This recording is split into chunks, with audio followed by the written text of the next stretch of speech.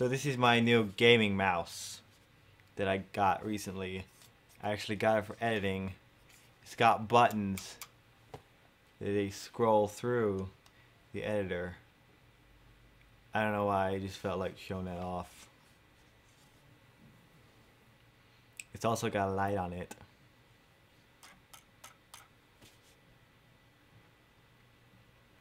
Let's do the video now. Sonic Boom the TV series has been a subject of a lot of controversy ever since it aired last year. On one hand, you have people who kind of like the TV show, and on the other hand, you have people who hate the games, hate the characters, hate everything to do with it. And honestly, I can't really blame either one. I mean, yes, the games are pretty bad. Like, let's just get that out of the way right now. The games are really bad. But at the same time, I'm just gonna come right out and say this, guys. I really like the Sonic Boom TV show. In fact, I might even go so far as to say it's one of my favorite TV shows ever. And definitely my favorite Sonic TV show, which sounds crazy when you consider the Sonic Saturday morning cartoon, but I didn't really like that one.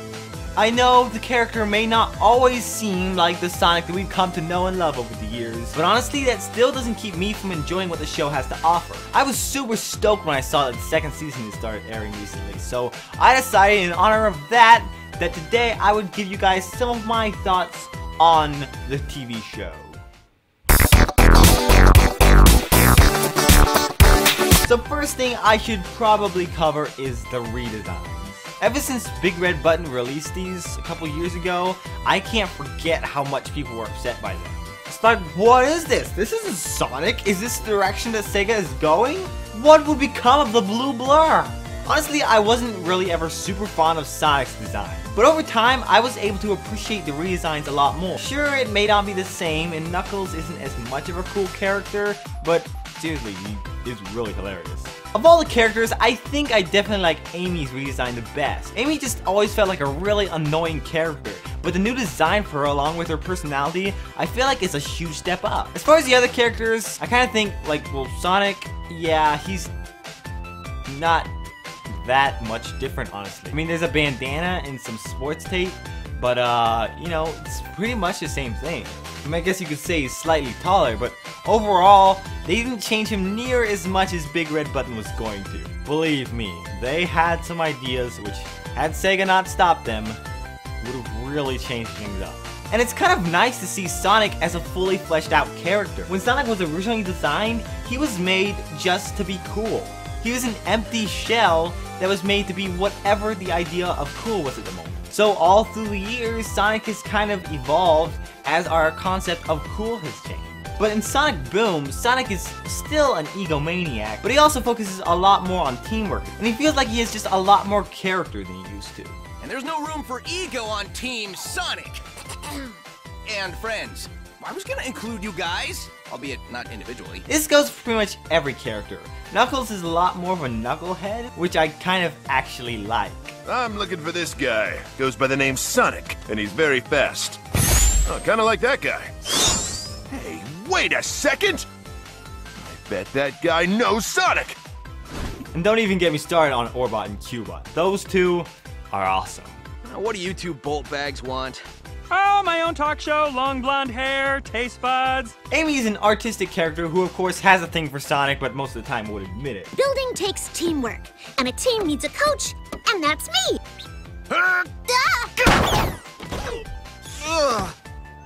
I don't have time for this. Hello, darkness, my old friend. Go away, Amy. I'm not in the mood. And Tails is a traditional geek, though this time not in the know-it-all sense of the word. I can spot anything coming at us with my telescope. How is a telescope different from a telescope? It's not. The only character I really didn't like was Styx. I mean, after a while, I got to where I actually kind of was able to appreciate her character, but she definitely took the most time to get used to. Which is strange because she was the only character that you hadn't known before. It actually really annoyed me when Styx was the main part of an episode. I mean, seriously, Slimebot? That thing, I'm gonna have nightmares for that for weeks. But later on, I actually started getting to where I kind of liked her. She's a strange character and a conspiracy theorist, but it's because she's so over the top that she fits so well in a show like this. This is just an alien invasion cover-up. I hope it's the aliens who help us build stuff, not the ones who eat us. So anyway, now that we've covered the redesigns a little bit, let's move on to the story. So when it comes to the story for Sonic Boom, there's really not much to tell. Eggman basically attacks this village, Sonic stops Eggman, Eggman comes up with some kind of plan to mess things up, rinse and repeat. Of course, each episode does have its own little subplots going on. For instance, in the first episode, you've got Sonic and Eggman fighting, and then Tails ends up getting hurt, and Sonic's like, man, I gotta protect my friend. Sonic is all like, Tails, man, you're fired. And Tails is like, I don't think so. And then the entire episode is Tails trying to prove his worthiness to be Sonic's sidekick. Of course, in the end, our heroes make amends, and everyone is happy. Well, except for Amy and Knuckles. Knuckles, what's wrong? That Knuckles Jr. isn't working out. Oh, that's too bad. So I guess Rouge didn't work out for you? What? That was a thing, right? So there's really not that much to the episodes that makes them all linked together. I mean, there are a few references. For instance, Dave the Intern. In one particular episode, he interned at Eggman's secret lair for a little bit, and ever since then, everyone's called him Dave the Intern. The show even introduced a new villain named Charlie. He was mad at Knuckles for ruining his life, so he made this giant mech suit and started terrorizing him. Page 235 of Counterproductive. If the person you're trying to make up to turns into a supervillain, you can forget all that stuff I said about fixing your past mistakes. In that case, knock yourself out. So the show really doesn't take itself very seriously. I mean, one episode even consists of them trying to stop this one guy using mind control to make all the girls fall in love with this pop star named Justin Bieber. Yeah, Bieber. I know, it's awesome. Although the stories aren't super complicated, I kind of like that in this case. Because then, anytime I want to skip an episode, which happens quite a bit, especially when Styx is involved, then I don't have to worry about maybe missing an important part so I won't know what's going on with the story. For instance, something like The Flash has a super complicated story. You have to watch every single episode. Whereas in the case of Sonic Boom, you can just sit back and enjoy a 10-minute episode without having to worry about knowing all the backstory. Now enough about the story, let's move on to the presentation. When it comes to the show's presentation, I love it. The very first thing that ever stood out to me was just how great the animation was.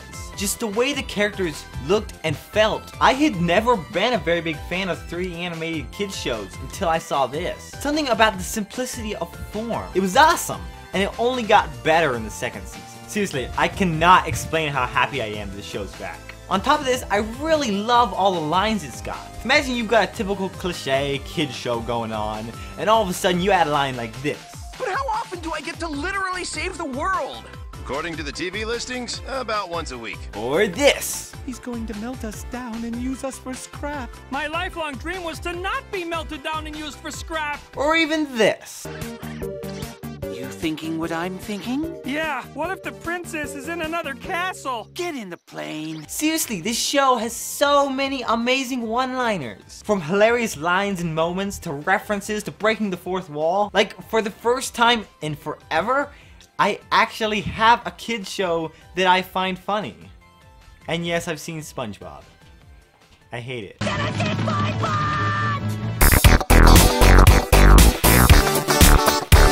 In the end, Sonic Boom the TV show may not be the greatest Sonic cartoon as far as the story goes, and many episodes may admittedly not be the greatest. I'm looking at you, Slimebot. But overall, after you factor in the characters, the lines, ridiculous situations, and even cameos from characters like Metal Sonic and Shadow, like, please, give us more of that. Shadow was awesome. So was Metal Sonic, but Sonic kind of ruined that one with his hipster glasses.